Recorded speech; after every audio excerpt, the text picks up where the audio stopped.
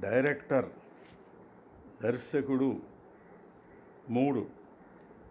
పరికల్పకులను ఎంపిక చేయుట, designer selection. దర్శకత్వం విధానంలో పరికల్పకులను, డిజైనర్స్ని ఎంపిక చేయటం చాలా ముఖ్యమైనది. రచయిత స్క్రిప్ట్ని, దర్శకుని దృక్పథమును, వీరి ఒక్కొక్కరికి స్వభావములోనూ, న్యాయ నిర్ణయంలోనూ, దృష్టిలోనూ భేదము ఉన్నప్పటికీ వీరు అంతా ఒక బృందంగా నిర్మాణాత్మకముగా దృశ్యమానము చేయాలి కనుక ఈ ఎంపిక అతి ముఖ్యమైనది. దర్శకుని దృక్పథం, కాన్సెప్ట్ అతని స్వయం సృష్టి అయినప్పటికీ దాని అభివృద్ధి చివరికి నెరవేర్చున్నది పరికల్పకుల మీదనే ఆధారపడి ఉంటుంది. వారి కళాత్మక స్వయం ప్రతిపత్తి మీద, వారి నేర్పరితనం మీద ఆధారపడి ప్రదర్శన రూపము మీద ప్రముఖ పాత్ర వహిస్తూ ఉంటుంది. పరికల్పకులను ఎంపిక చేయటం అంత సులభం కాదు. గుడ్డిగానో, యాంత్రికంగానో, ఆకతాయితనంగానో ఉండకూడదు. గొప్ప కళాత్మకమైన ఫలితాన్నిస్తుంది కనుక ఇది దర్శకత్వానికి ఆయు పట్టు వంటిది. దర్శకుడు, పరికల్పకునుడు అనుబంధం చాలా సర్వసాధారణం. ఇది చాలా సంవత్సరాలు, చాలా ప్రదర్శనల వరకు ఉండవచ్చును. స్థిరమైన నాటక సంస్థలు, జాతీయ, ప్రాంతీయ, స్థానిక సంస్థలు దర్శకులను, పరికల్పకులను జీతాలకు సంవత్సరాలు పాశ్చాత్య నాటక రంగంలో నియమిస్తుంటారు. అప్పుడు స్నేహ సుహృద్భావాలు వారిలో ఇంకా పెంపొందించుకుంటారు. అందుకే ఈ దృష్టితోనే విశ్వవిద్యాలయాల్లో కూడా కళాకారులను ఉద్యోగులుగా నియమిస్తారు. కావున అమెరికాలోని బ్రాడ్వే నాటకరంగంలో ప్రదర్శనలు సంవత్సరాలు, దశాబ్దాలు ప్రదర్శనలు జరుగుతుంటాయి. ఇక్కడి ఒప్పందం ఎడతెగనిది కాకుండా ప్రదర్శనకు మీద ఆధారపడి ఉంటుంది. బ్రాడ్వేలో ప్రదర్శకులు కోరుకున్నట్లుగానే పరికల్పకులను నియమించుకుంటారు. ఆ పరికల్పకులతో ఉన్న ఇదివరకటి అనుబంధం మీదే ఈ ఎంపిక సర్వసాధారణంగా జరుగుతుంది.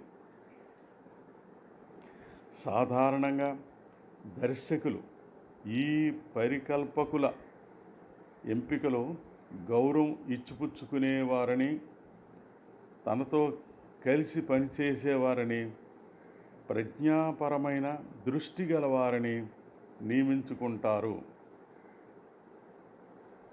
సాధారణంగా నిబంధనల్లోనే బంధించి ఎంపిక చేయటం జరగదు.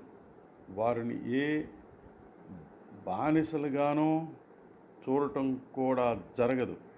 సాధారణంగా కలిసిమెలిసి పనిచేసేటట్లు, గౌరవం ఇచ్చిపుచ్చుకునేటట్లు ఉపాయాలు, పథకాలు, అభిప్రాయాలు, సిద్ధాంతాలు అన్నీ సుహృద్భావ వాతావరణంలో చర్చించుకుంటారు, పని చేయటం జరుగుతుంది.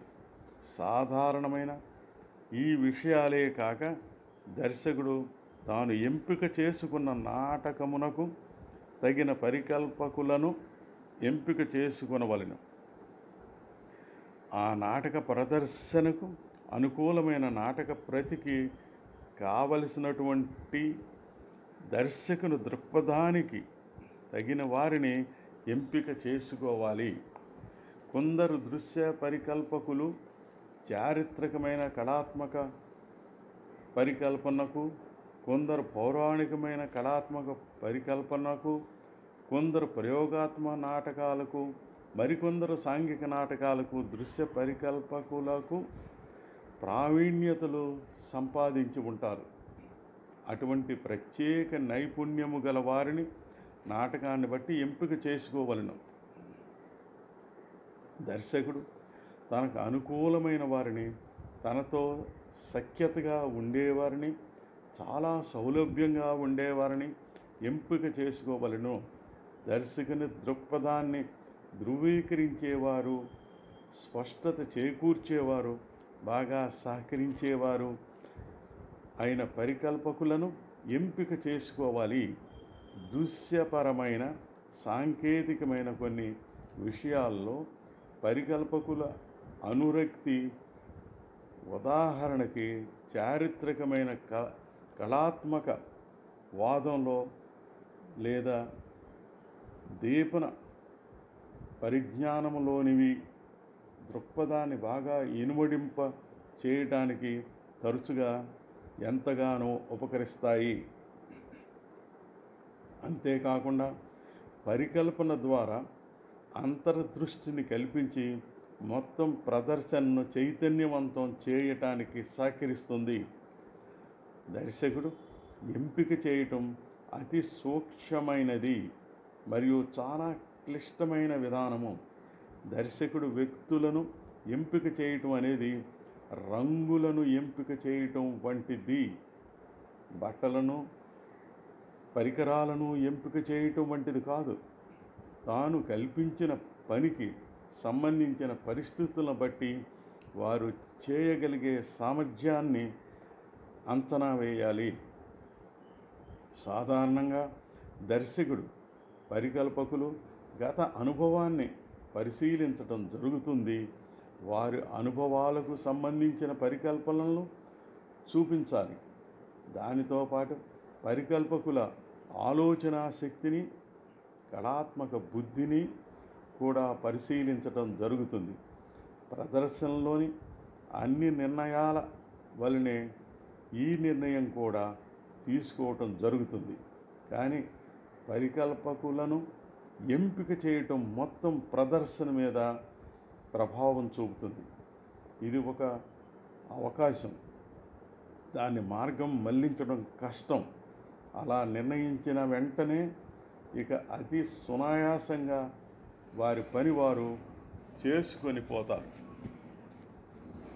గమనిక: డాక్టర్ అత్తిలి కృష్ణారావు నాట్యభారతి సంస్థ ద్వారా ప్రదర్శించిన ఫణి ప్రఖ్య శ్రీరామూర్తి రచించినది. అపరాధ పరిశోధన నాటకానికి శ్రీ చాట్ల శ్రీరాములు దర్శకత్వం వహించి శ్రీహరిమూర్తి హైదరాబాద్ వారిని దీపన శిల్పిగా నియమించారు. చాట్ల శ్రీరాములు దర్శకత్వం వహించిన త్రిజాకి యమదర్శనం డాక్టర్ అబ్బూరి గోపాలకృష్ణ రచన. యాంటిగని సోఫోక్లస్ గ్రీకు నాటక తెలుగు అనువాదం శ్రీ ఎంఆర్ అప్పారావు డాక్టర్ అబ్బూరి గోపాలకృష్ణ గారిని రంగశిల్పి, దీపన శిల్పి, రూపశిల్పిగా నియమించారు. నేను రచించి ప్రదర్శించిన నీకన్నా పశువు నయం నాటికలో డాక్టర్ అబ్బూరి గోపాలకృష్ణ ముఖవాడములు తయారు చేశారు. నేను రచించి ప్రదర్శించిన కనరు వినరు మూర్ఖుల నాటికలో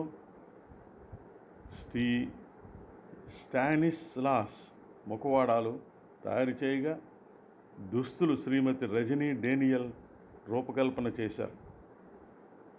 నేను ప్రదర్శించిన ఎంకి జానపద నృత్య గేయ నాటకానికి బాణీలతో సంగీతం Shri A S John, Shri L John Prasad సమకూర్చగా నృత్య దర్శకత్వం, కొరియోగ్రఫీ శ్రీ బి కృష్ణారావు చేశారు. మరికొన్ని విషయాలు మరో భాగంలో.